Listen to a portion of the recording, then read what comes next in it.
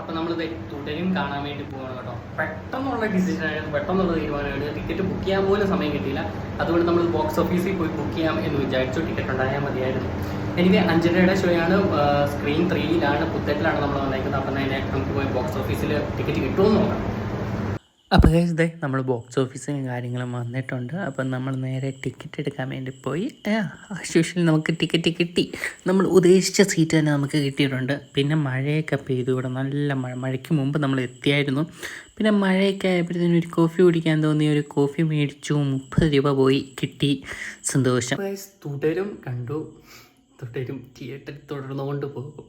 പിന്നെ ഈ പടത്തിലാണെങ്കിൽ കുറേ ഹൈപ്പായിട്ടുള്ള റിവ്യൂവും കാര്യങ്ങളൊക്കെ വരുന്നുണ്ട്. നിങ്ങൾ അതൊന്നും മൈൻഡ് വയ്ക്കാതെ പോവുക. എന്നാലേ ഉള്ളൂ നിങ്ങൾക്ക് ഈ പടം ആസ്വദിക്കാൻ പറ്റത്തുള്ളൂ. കാരണം എന്ന് പറഞ്ഞാൽ ഭയങ്കര ഹൈപ്പിൽ പോയി. അതായത് മോഹൻലാൽ തന്നെ പറഞ്ഞിട്ടുണ്ട് ദൃശ്യം കൈൻഡ് ഓഫ് സിനിമയാണെന്ന്. ബട്ട് അങ്ങനെ നിങ്ങൾ ചിന്തിക്കാതെ പോവുക. ഒരു ഫാമിലി പടം കാണാൻ പോകുന്ന രീതിയിൽ പോവുക. നിങ്ങൾ കണക്റ്റാവും, സെറ്റാവും. എനിക്ക് നന്നായിട്ട് കണക്റ്റായി. നമ്മുടെ ലൈഫിൽ നടക്കുന്ന ഒരു ഇൻസിഡൻറ്റിൽ കൂടെ, അതായത് ഒരു 2 മണിക്കൂറാണെങ്കിൽ നമ്മളെ ആണെങ്കിൽ ആ ഒരു നമ്മുടെ ലൈഫിൽ നടക്കുന്ന ഒരു ഇൻസിഡൻറ്റ് പോലെ നമ്മളെ കൊണ്ടുപോയി ആ പടത്തിൽ കൂടെ.